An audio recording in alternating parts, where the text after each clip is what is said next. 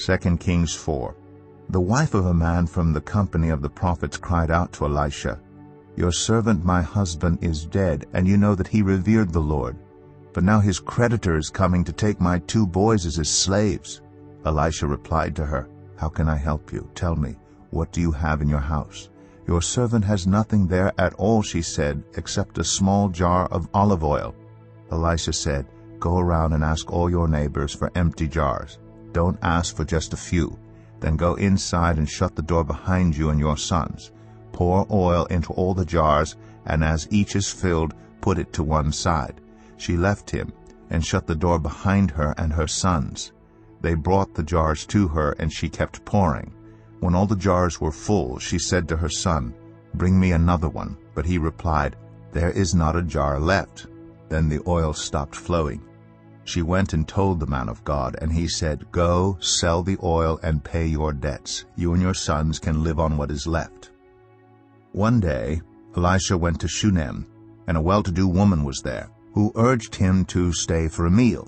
So whenever he came by, he stopped there to eat. She said to her husband, "I know that this man who often comes our way is a holy man of God. Let's make a small room on the roof and put in it a bed and a table, a chair, and a lamp for him. Then he can stay there whenever he comes to us." One day when Elisha came, he went up to his room and lay down there. He said to his servant Gehazi, "Call the Shunammite." So he called her, and she stood before him. Elisha said to him, "Tell her, you have gone to all this trouble for us. Now what can be done for you? Can we speak on your behalf to the king or the commander of the army?" She replied, "I have a home among my own people." "What can be done for her?" Elisha asked.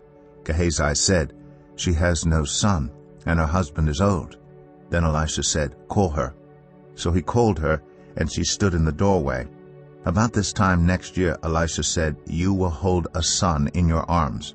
"No, my lord," she objected. "Please, man of God, don't mislead your servant." But the woman became pregnant, and the next year about that same time she gave birth to a son, just as Elisha had told her.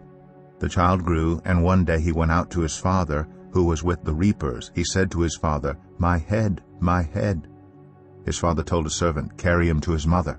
After the servant had lifted him up and carried him to his mother, the boy sat on her lap until noon, and then he died. She went up and laid him on the bed of the man of God, then shut the door and went out. She called her husband and said, "Please send me one of the servants and a donkey so I can go to the man of God quickly and return." "Why go to him today?" he asked. "It's not the new moon or the Sabbath." "That's all right," she said. She saddled the donkey and said to her servant, "Lead on. Don't slow down for me unless I tell you." So she set out and came to the man of God at Mount Carmel. When he saw her in the distance, the man of God said to his servant Gehazi, "Look, there's the Shunammite. Run to meet her and ask her, 'Are you all right? Is your husband all right? Is your child all right?'" "Everything is all right," she said. When she reached the man of God at the mountain, she took hold of his feet. Gehazi came over to push her away, but the man of God said, "Leave her alone. She is in bitter distress. But the Lord has hidden it from me and has not told me why."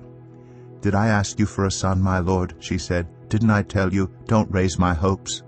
Elisha said to Gehazi, "Tuck your cloak into your belt. Take my staff in your hand and run. Don't greet anyone you meet, and if anyone greets you, do not answer. Lay my staff on the boy's face." But the child's mother said, "As surely as the Lord lives, and as you live, I will not leave you." So he got up and followed her. Gehazi went on ahead and laid the staff on the boy's face. But there was no sound or response. So Gehazi went back to meet Elisha and told him, "The boy has not awakened." When Elisha reached the house, there was the boy lying dead on his couch. He went in, shut the door on the 2 of them, and prayed to the Lord. Then he got on the bed and lay on the boy, mouth to mouth, eyes to eyes, hands to hands. As he stretched himself out on him, the boy's body grew warm. Elisha turned away and walked back and forth in the room, and then got on the bed and stretched out on him once more. The boy sneezed 7 times and opened his eyes. Elisha summoned Gehazi and said, "Call the Shunammite." And he did. When she came, he said, "Take your son." She came in, fell at his feet, and bowed to the ground. Then she took her son and went out. Elisha returned to Gilgal, and there was a famine in that region. While the company of the prophets was meeting with him, he said to his servant, "Put on the large pot and cook some stew for these prophets." One of them went out into the fields to gather herbs and found a wild vine and picked as many of its gourds as his garment could hold. When he returned, he cut them up into the pot of stew, though no one knew what they were. The stew was poured out for the men, but as they began to eat it, they cried out, "Man of God, there is death in the pot," and they could not eat it. Elisha said, "Get some flour." He put it into the pot and said, "Serve it to the people to eat." And there was nothing harmful in the pot. A man came from Baal-Shalisha, bringing the man of God 20 loaves of barley bread, baked from the first ripe grain, along with some heads of new grain. "Give it to the people to eat," Elisha said. "How can I set this before 100 men?" his servant asked. But Elisha answered, "Give it to the people to eat, for this is what the Lord says, they will eat and have some left over." Then he set it before them, and they ate and had some left over, according to the word of the Lord.